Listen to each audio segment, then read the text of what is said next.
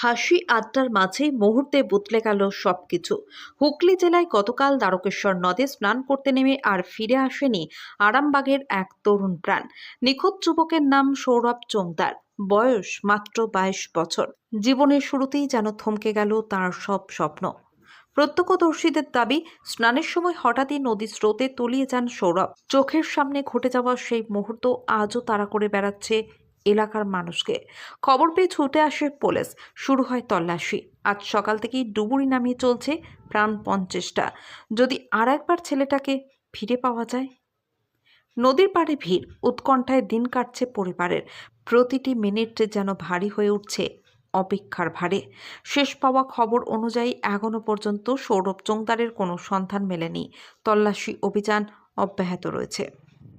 কারণ ঘটনা হচ্ছে আরামবাগ বাসুদেবপুর মনসাতলায় জ্ঞানাদেবী সাহেবের কাছে দ্বারকেশ্বর নদীর চরেতে আমাদের মানে কী বলবো ভাইপোর সমতুল্য জন 12-13 ছেলে, অল্প বয়সী সব ছেলে ফিস্টি করতে এখানে এসেছিলো। নদীর চরে ফিস্টি করছিল। সেই 1:30 নাগাদ কিছু ছেলে চান করতে গেলো বাড়িতে, কিছু ছেলে এখানে ছিল চান করছিল। যারা চান করছিল তারা সাঁতার জানে না।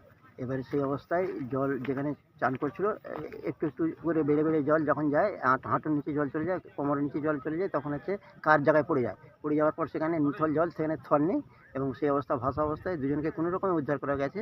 কিন্তু বাকি একজনকে যে তলিয়ে গেছে সেই তারপর থেকে কোনো উদ্ধার করতে পারিনি আমরা। তারপর থেকে চলছে। প্রশাসন এসেছে সাহায্য করছে, কিন্তু তারা ওই ডুবুরি আনতে পারেনি। ডুবুরি আস্তে আস্তে করে আমাদেরকে বললো আস্তে আস্তে 2 ঘন্টার মধ্যে চলে আসবে, সে আসেনি।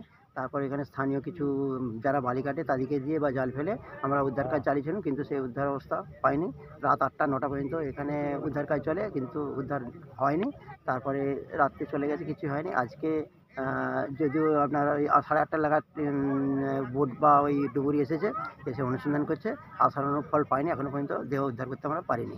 কিন্তু যেখানে একটা আরামবাগ সাব ডিভিশন শহর হবে, সেখানে এখানে আমাদের যদি ব্যবস্থাটা থাকতো, কালকে থাকতো, আমার তো মনে হচ্ছে তবে তাড়াতাড়ি এটা উদ্ধার করা যেত।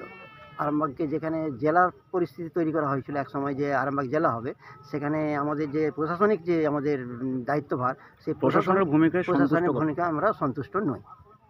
আর যে দুজনকে উদ্ধার করা হয়েছে তারা কেমন আছে? তারা উদ্ধার করা আছে বলতে, একজনকে মোটামুটি চিকিৎসা করার পর ওই জল টল বার করে সে অজ্ঞানের মতন হয়ে গেল।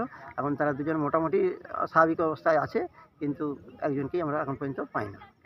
আর নাম কি, কোথায়? নাম হচ্ছে বাসুদেবপুর মনসাতলায় বাড়ি, আরামবাগ বাসুদেবপুর মনসাতলা।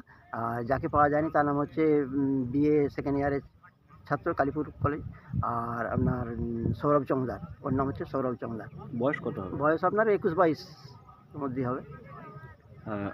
এই প্রশাসন আজ সকাল থেকে উদ্ধার করছে, কি ভূমিকা কী রকম মনে হচ্ছে? ভূমিকা আছে বলতে, আমরা এই তো দেখছি ঘটনা যেটা হচ্ছে, খুব জোর হলে 500 ফুট এলাকা হবে, কিন্তু তাতে করে আশানুরূপ আমরা ফল পাই না। এখনো যেটা পাওয়ার কথা ছিল, দেহটা যদি পেয়ে যেতাম, যা হয়ে গেছে, কিন্তু দেহটা পেলে অন্তত তার বাবা শান্তি পেত, সেটাও এখন পায়নি। যার জন্য জনসাধারণ ক্ষিপ্ত হয়েছে যে প্রশাসন কী করছে, এখন পর্যন্ত এটা উদ্ধার করতে পারলো না।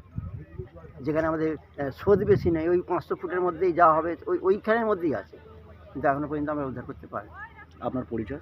আমার পরিচয় স্বপন মণ্ডল। আপনার এখানেই বাড়ি?